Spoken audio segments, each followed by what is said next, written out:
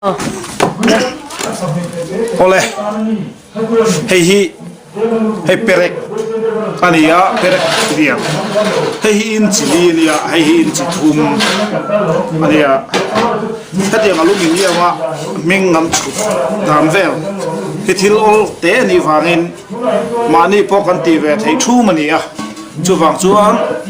tv ku lo ti roi lok la an sei se langa perek inci hi ale lam ber kham tam hok tai ka chutum ta ta en koi siwa alek nom nan a mori kan ta ral zum lian ta ni helai haren chiang hai deu tai la chuan hi ate so ania in chi thum hi asin dewa ziena tur ni bokta chutiang chon kan ta siama lung ta ta hian tun a hian mani in lama pokan ti ve theinan ati dan te kanan tilang don ni heta hian kan zia ka nga chumi ma chuan hei kanan ta siam deuh lok nga nasa taka ta khangai chuang lawa hei hi thir pa ngai ni perekhi hei aluminium ania adu emema aluminium chuan thir sakhat saka khachu a nelo em ni chu wang chuan ol som teng kan hol khok zum zum mai don ni hemi pencilin ia kan du chin ka kanan ti kualanga ti hiam helai kan rin to hi kan hunga helai poi he tian alen zong kha he ti hiam kanan ti le in nei present tu ania akara hian in nei lom puina ti kha horop puin kanan ziaka chuan zong hian kan ziak le dona pencilin kan ziak thuak thuak chu chu hemi perek hian kan chui non le dona ni chu chu kanan en honga mani in lama poti thei mai ani a ole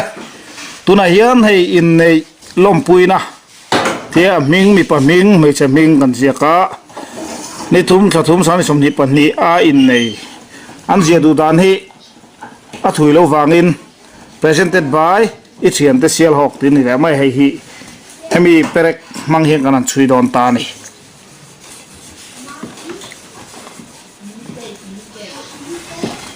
ti hian kuti kanan ti chho ne ne ati te hian aron fiang ha kok mai don ni leisekot YouTube channel thil thin tu te le subscriber zong te inchunga lom thu kan soinon le molani nangma ni wangin video sang te kan upload thei pha nasataka kan in tran puina ani thi kan sia min lo ngai thu sakhina wangin in chunga kan lom tak zet ani tuna hian in nei lom puina ti lai takha kan ziak zo tre pa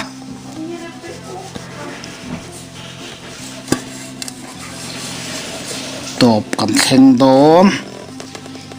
helai design a horoplen le te thi chu mani du dan tok toka siam to mai tur kha ani chuti chuan ti tur ti ang kher kha om lem lo a ti tu mo ti zong khan in ngat ve top to mai sela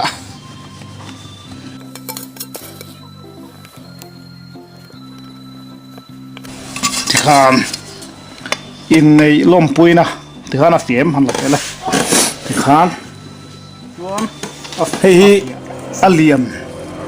zilan kan mangta te zo ka hi kami mor te hi kan mang le do na an ming vel ti na ni to wangin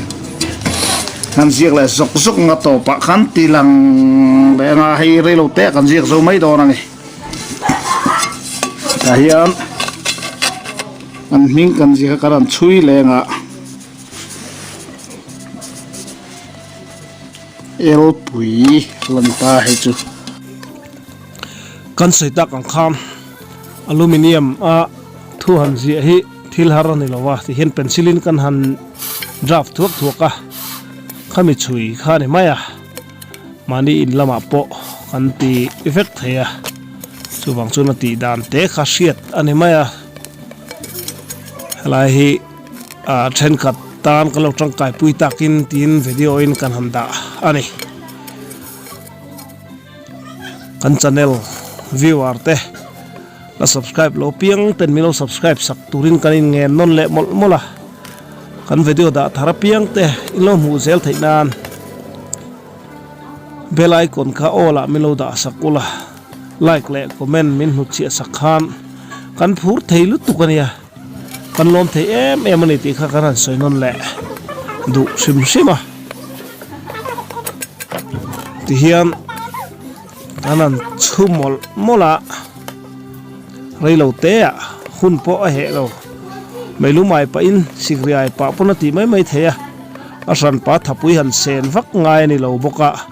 mani na te polo ti chin ve mai te u kan lok pui ngai po kanin be sei khop mai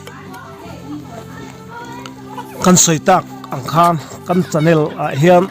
he video inang lo tak tak in person tak tak te kan da thina mi pui atam the ang berina kan mu tlam kan mu du zong te nan lo wangin then katan chun ho mai polo ni the then katan lu view te polo om ve thei bok ti be se na in ti hena chi sang kan ham ti ani a ti big lam kha om don lo wani video tharlam tak tak ahun mil zel han ti chu chiang te po kha ahunin aken chuan khateng kha han ti lan zel te po kan la tum mani a milo thir sak chunjom zel turte amilo thedar sak zel turte pon a thir tu te le subscriber zong te kan cha non mol kan soi non lo theilo ani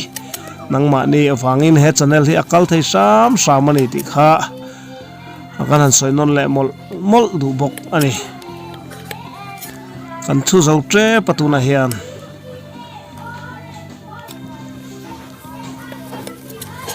mani ina po tiang hian lo ti ve mai thei kan om inarin oma